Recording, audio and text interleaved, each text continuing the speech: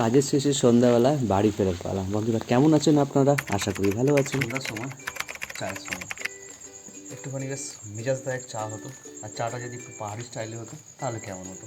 তো বন্ধু চলুন, আমি এখন যাচ্ছি নিজের জন্য পাহাড়ি স্টাইলের চা বানাতে। আর কীভাবে পাহাড়ি স্টাইলের চা বানানো যায় সেটাও আমি দেখাবো এই ভিডিওর মাধ্যমে। বাড়িতে থাকা এবং রান্নাঘরের উপকরণ দিয়ে এই চা বানানো সম্ভব।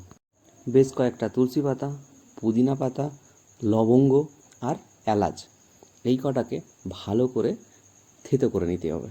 সাথে একটু আদা, এক টুকরো আদা, আর এগুলোকে ভালো করে থেতো করে নিতে হবে। মিক্সিতে থেতো করলে কিন্তু সেরকম মজা আসবে না, এটাকে কোনো রকম শিলনোড়াতে আপনারা থেতো করে নেবেন। আর আমাদের হাতের কাছে এখন শিলনোড়া ছিল না বলে গিন্নি মহারানী আমাদের সাঁড়াশি দিয়েই ওটাকে ভালো করে থেতো করে নিল। সাঁড়াশি দিয়ে থেতো করার পর এটাকে গ্লাসের পেছন দিয়ে আরও কয়েকবার ঠুকে দিলাম, আরও ভালো করে পেস্ট হয়ে গেল। এরপর গরম জলে সমস্ত মিশ্রণটাকে দিয়ে কিছুক্ষণের জন্য ফুটিয়ে নেব।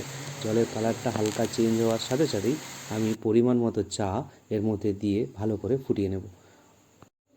ভালোভাবে ফুটে যাওয়ার পর জলের মধ্যে হালকা বাবুল আসবে এবং এর মধ্যেই আপনারা দুধ দিতে পারেন, না হলে এই জলটাকে নিয়ে গিয়ে আপনারা দুধে দিতে পারেন।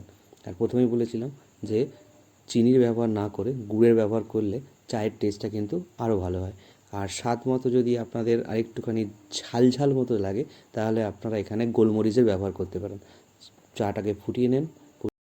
চায়ের প্যানেতে যখন হালকা হালকা চায়ের ওপরে সর আসতে শুরু করবে তখনই ভেবে নেন চাটা রেডি। সন্ধ্যার সময় আমি চা মুড়ি দিয়েই খেতে পছন্দ করি। আপনারা কী দিয়ে পছন্দ করেন অবশ্যই কমেন্ট করে জানাবেন। চাটা কেমন হলো? সচরাচর রণিপ্রিয়া চা খায় না, তো চাটা খাওয়া হলে ওকে জিজ্ঞাসা করবো টেস্ট কেমন হয়েছে। কেমন হয়েছে টেস্ট? কি খারাপ হয়েছে আর কি ভালো হয়েছে বলে দাও।